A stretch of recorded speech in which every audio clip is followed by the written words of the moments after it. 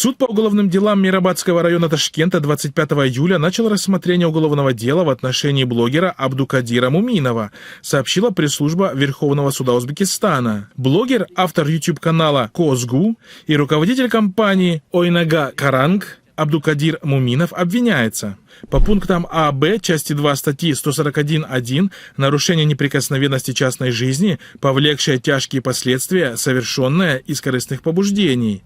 По пункту А, части 3 статьи 165 «Вымогательство в особо крупном размере». По пункту Б, части 3 и пункту А, части 4 статьи 168 «Мошенничество повторно или опасным рецидивистом в особо крупном размере». По части 1 статьи 189 «Нарушение правил торговли товарами или оказание услуг стоимостью в особо крупном размере», по статье 211 через статью 28 «Соучастие в даче взятки» Уголовного кодекса Узбекистана. Пострадавшими по делу проходят 14 человек, включая нескольких предпринимателей. Ущерб оценивается в 903,4 миллиона сумов, говорится в сообщении.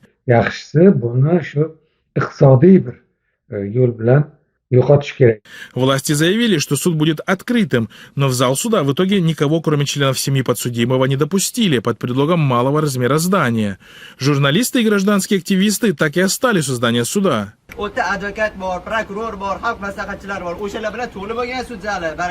Ранее, 23 декабря прошлого года, блогер подвергался нападению неизвестных лиц в масках, которые избили его и разбили его автомобиль. Об этом он 29 декабря рассказал в беседе с журналистом узбекской службы BBC.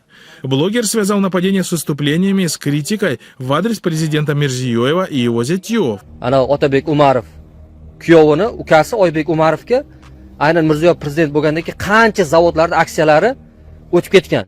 Представитель ассоциации Rusas Libres Hispana Арсений Максимов в разговоре с корреспондентом «Вот так» отметил, что только за первые 1,5 месяца 2023 года в Узбекистане задержали по меньшей мере 20 блогеров и журналистов. Их обвиняют в вымогательстве и мошенничестве, при этом не давая им воспользоваться услугами адвокатов.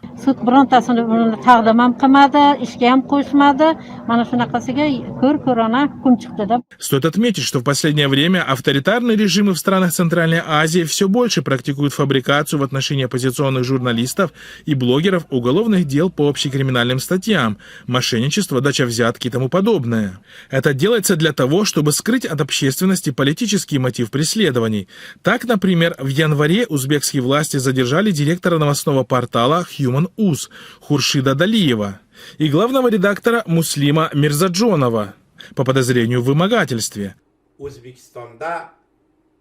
Bugun Human Uz sayti ijodiy jamoasi yoppasiga hibsga olindi. Напомним, что ранее в России был задержан и тайно отправлен в Таджикистан яркий критик Рахмона и популярный в народе правозащитник Иззат Амон, которого таджикские правоохранители в итоге обвинили в мошенничестве. А в начале июля суд города Вахдат приговорил уже осужденного адвоката Бузургмехра Йорова к еще 10 годам лишения свободы, признав его виновным в мошенничестве в особо крупном размере. نابود ساختن جامعه شهروندی برطرف کردن تمام افرادی که قدرت به تنقید دارد. Наблюдатель отмечает, что распространение данной практики, вероятно, происходит под влиянием России.